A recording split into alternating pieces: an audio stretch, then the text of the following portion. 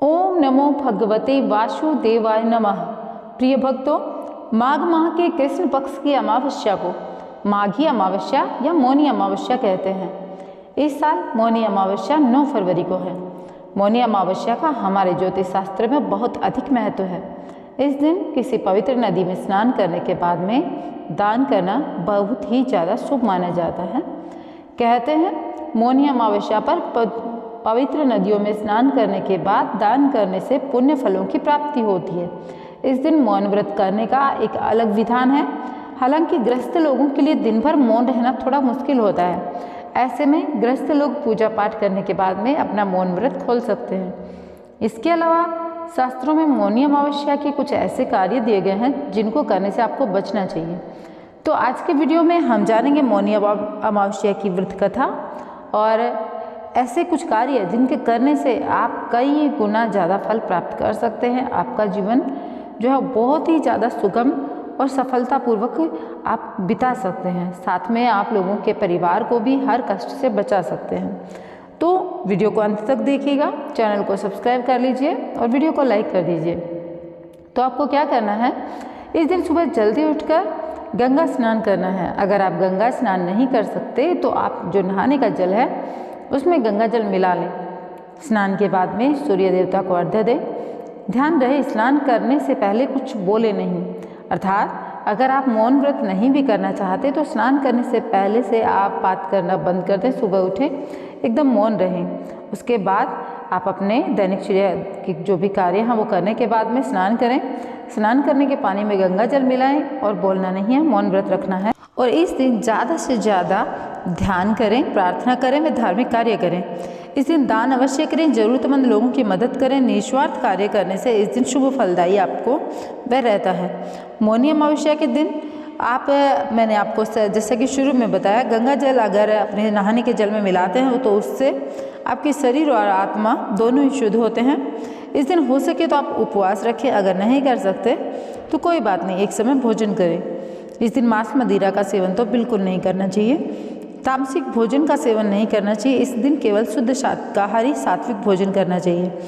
और इस दिन झूठ ना बोलें, क्योंकि अगर आप इस दिन थोड़ा सा भी झूठ बोलते हैं तो उसका प्रभाव आपके जीवन पर उल्टा पड़ता है। नकारात्मक बातों को अपने मन के अंदर बिल्कुल ना आने दें, उनको एकदम दूर रखें। अपना जीवन जो है उसको कम से कम पुण्य प्राप्त करने के लायक नहीं तो हमें पाप भी नहीं करने हैं, ठीक है। तो यहाँ पर मैं आप लोगों को एक चीज़ और बताऊँ। देखिए, इस दिन है ना, आप लोग अगर आप चाहते हैं कि आप भौतिक सुखों की प्राप्ति करना चाहते हैं तो आप लोगों को कुछ कार्य करने हैं जो कि मैं आपको बताऊंगी। तो पहले हम सुनेंगे मौनी अमावस्या व्रत की कथा। उसके बाद में जो कुछ कार्य हैं जो कि बहुत ही महत्वपूर्ण है, जिनके करने से आप अपने जीवन में बहुत अधिक सफलता प्राप्त कर सकते हैं, अपने पितरों का आशीर्वाद प्राप्त कर सकते हैं। तो वो कार्य मैं आप लोगों को बताने वाली हूँ। तो पहले सुन लेते हैं व्रत की कथा। प्राचीन काल में कांचीपुरी में देवस्वामी नामक ब्राह्मण रहता था, जिसकी पत्नी का नाम धनवती और उनके 7 पुत्र एक पुत्री थी। जिस पुत्री का नाम गुणवती था, ब्राह्मण ने 7 पुत्रों का विवाह करने के बाद में अपनी बेटी के लिए वर की तलाश करने के लिए उन्होंने अपने सबसे बड़े पुत्र को भेजा। उस दौरान किसी ज्योतिषी ने ब्राह्मण की पुत्री की जन्म कुंडली देखकर बताया, यह कन्या सप्तपदी होते ही विधवा हो जाएगी। तब उस ब्राह्मण ने ज्योतिष से पुत्री के इस वैधव्य दोष का निवारण पूछा। तब ज्योतिष ने बताया कि सिंगल द्वीप पर एक शोमा नाम की धोबन रहती है। अगर वो कन्या की शादी से पहले घर आकर वह पूजन करे तो यह दोष जो है इसको दूर कर सकती है। इसलिए जैसे तैसे उसको प्रसन्न करो और गुणवती के विवाह से पहले उसे यहाँ बुला लो। ब्राह्मण ने अपने सबसे छोटे पुत्र के साथ गुणवती को सिंगल द्वीप भेजा।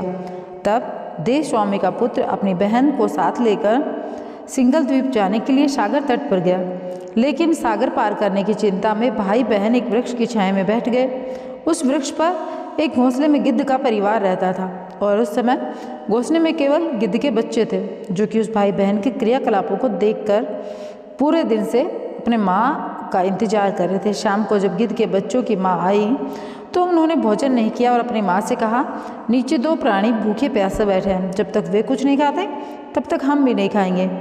तब दया और ममता से वशीभूत होकर गिद्ध माता उन भाई बहन के पास गई और बोली, मैंने आपकी इच्छाओं को जान लिया है। इस वन में जो भी फल फूल कंद मूल मिलेगा उसे मैं ले आती हूँ, आप दोनों भोजन कर लीजिए।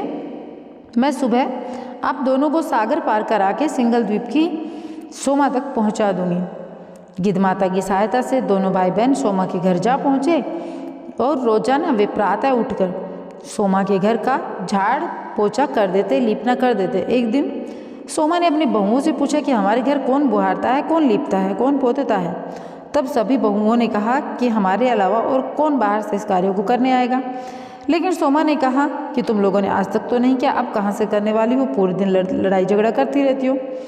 लेकिन फिर भी उन्होंने कहा कि हमने किया है। सोमा को उनकी बातों पर विश्वास नहीं हुआ और इस रहस्य को जानने के लिए वह सारी रात्रि जागती रही और वह चाहती थी वह सब कुछ अपनी प्रत्यक्ष आँखों से देखे। तब सोमा ने प्रातःकाल जल्दी देखा कि गुणवती का भाई और गुणवती दोनों जो है सुबह जल्दी उठ करके सारा कार्य करते हैं। तब सोमा ने उनके पास जाकर सारी बातचीत की, उनसे पूछा कि यह कार्य करने के पीछे का क्या कारण है। तब गुणवती के भाई ने सोमा को बहन संबंधी सारी बातें बता दी। सोमा ने उनकी श्रम साधना और सेवा से प्रसन्न होकर सही समय पर उनके घर पहुंचने का वचन दिया और कन्या के साथ चलने का फिर गुणवती के जो भाई है वह आग्रह करने लगा कि हमारे साथ चलो। उसने वचन को स्वीकार नहीं किया और जब उसने विवश किया तब सोमा ने कहा ठीक है, मैं तुम्हारे साथ चल सकती हूँ। तो सोमा उनके साथ चलने को तैयार हो गई और अपनी बहुओं से बोली, अगर मेरी अनुपस्थिति में किसी की मृत्यु हो जाए तो उसके शरीर को नष्ट मत होने देना, मेरा इंतजार करना। और फिर सोमा गुणवती और उसके भाई के साथ कांचीपुरी चली गई। दूसरे दिन गुणवती के विवाह का कार्यक्रम तय हुआ। सप्तपदी होते ही गुणवती का पति मर गया। तब सोमा ने तुरंत अपने संचित पुण्यों का फल गुणवती को प्रदान कर लिया, जिससे उसका पति जीवित हो उठा। तब सोमा उन्हें आशीर्वाद देकर अपने घर चली गई। उधर गुणवती को पुण्य फल देने से सोमा के पुत्र जामाता और पति की मृत्यु हो गई। तब सोमा ने पुण्य फल संचित करने के लिए पीपल वृक्ष की छाया में भगवान विष्णु जी का पूजन करके 108 परिक्रमाएं लगाई, जिसके पूर्ण होते सोमा के परिवार के मृतक जन जीवित हो उठे। मौनी अमावस्या व्रत कथा यही है। तो प्रिय भक्तों, मैं अब आप लोगों को एक चीज़ और कहना चाहूँगी। देखिए, मौनी अमावस्या के दिन एक तो तुलसी जी की परिक्रमा करना बहुत ज़्यादा ज़रूरी है। तुलसी जी की परिक्रमा करें, तुलसी मैया में दीपक जलाएं। साथ ही साथ में इस दिन पीपल में दीपक जलाना बहुत ज़्यादा शुभ और पुण्य फलदायी होता है। तो जी, अब आप लोगों को मैंने व्रत कथा सुना दी है, साथ में मैंने बता दिया इस दिन क्या कुछ करना चाहिए मौनी अमावस्या के दिन अपने पितरों का आशीर्वाद प्राप्त करने के लिए। तो अब मैं मिलना चाहूँगी आप लोगों से एक नई वीडियो के साथ में और आप लोगों से कहना चाहूँगी वीडियो को लाइक कर दीजिए, चैनल को सब्सक्राइब कर दीजिए अगर आप लोगों ने अभी तक नहीं किया है तो। जय श्री कृष्णा, राधे राधे। भगवान श्री हरि की कृपा आप पर सदा सर्वदा बरसती रहे, आपका परिवार हर एक संकट से दूर रहे, आपका जीवन सदैव खुशियों से भरा रहे, इसी कामना के साथ में।